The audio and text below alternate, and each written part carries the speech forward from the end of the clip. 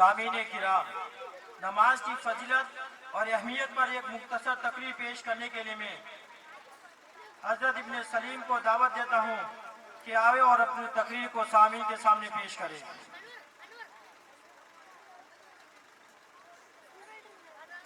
السلام علیکم ورحمۃ اللہ وبرکاتہ۔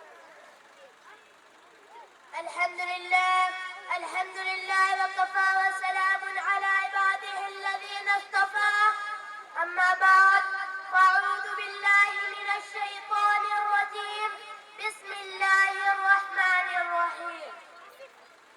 اقیموا الصلاة وآتوا الزکاة واركعوا مع الراکعین۔ وقال النبي صلى الله عليه وسلم: الصلاة عماد الدين، فمن أقامها فقد أقام الدين، ومن هدمها فقد هدم الدين۔ صدق الله العظيم۔ محترم صدر جلسہ اور حاضرین مجلس، السلام علیکم ورحمۃ اللہ۔ آج کے اس مبارک موقع پر میں آپ حضرات کے سامنے نماز کے عنوان پر ایک مختصر تقریر پیش کرنا چاہتا ہوں۔ اللہ تعالیٰ مجھے صحیح کہنے اور ہم سب کو اس پر عمل کرنے کی توفیق عطا فرمائے۔ محترم حاضرین، ایمان کے بعد سب سے پہلا اور سب سے بڑا فرض اسلام میں نماز ہے۔ قرآن کریم کی 50 آیتوں میں اور رسول اللہ صلی اللہ علیہ وسلم کی سینکڑوں حدیثوں میں نماز کا حکم بڑی تاکید کے ساتھ فرمایا گیا ہے، حتیٰ کہ رسول اللہ صلی اللہ علیہ وسلم نے نماز کو دین کے ستون اور دین کی بنیاد فرمایا ہے۔ نماز کی عظمت شان کا اندازہ اس بات سے لگایا جا سکتا ہے کہ اللہ تعالیٰ نے جتنے بھی احکام اسلام پر نازل فرمائے وہ سب زمین پر نازل فرمائے۔ روزہ کا حکم کہاں نازل ہوا؟ زمین پر۔ زکوٰۃ کا حکم کہاں نازل ہوا؟ زمین پر۔ حج کا حکم کہاں ملا؟ زمین پر۔ حتیٰ کہ قرآن پاک جیسی عظیم اور مقدس کتاب کہاں نازل ہوئی؟ ہماری سی زمین پر۔ لیکن مجھے کوئی بتائے کہ نماز کا حکم کہاں نازل ہوا؟ کیا ہماری سی زمین پر؟ جواب ملے گا نہیں۔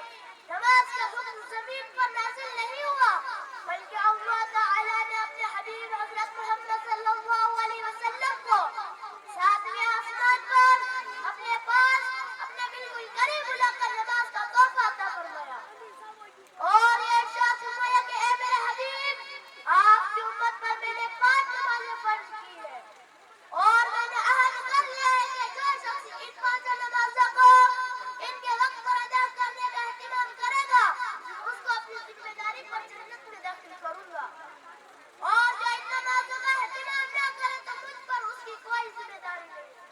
کتنی بڑی فضیلت ہے نماز کی کہ اس کے اہتمام سے آدمی اللہ تعالیٰ کے عہد اور ذمہ داری میں داخل ہوتا ہے اور اس حقیقت کس قدر احسانات اور گیریدہ بن جاتا ہے۔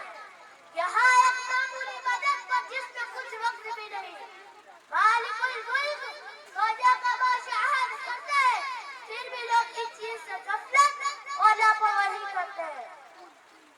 اس میں کسی کا کیا نقصان؟ اپنی ہی کرنے سے بھی اپنا ہی ضرر ہے۔ محترم بزرگوں، نماز اسلام میں سب سے اہم ترین عبادت ہے اور بالاتفاق سب کے نزدیک ایمان کے بعد تمام فرائض کا مقدم ہے، اور روز قیامت کے دن سب سے پہلے نماز کا حساب ہوگا۔ اگر وہ اچھی اور پوری نکل آئے تو باقی اعمال بھی پورے اتریں گے، اگر وہ خراب نکل آئے تو باقی اعمال بھی خراب اتریں گے۔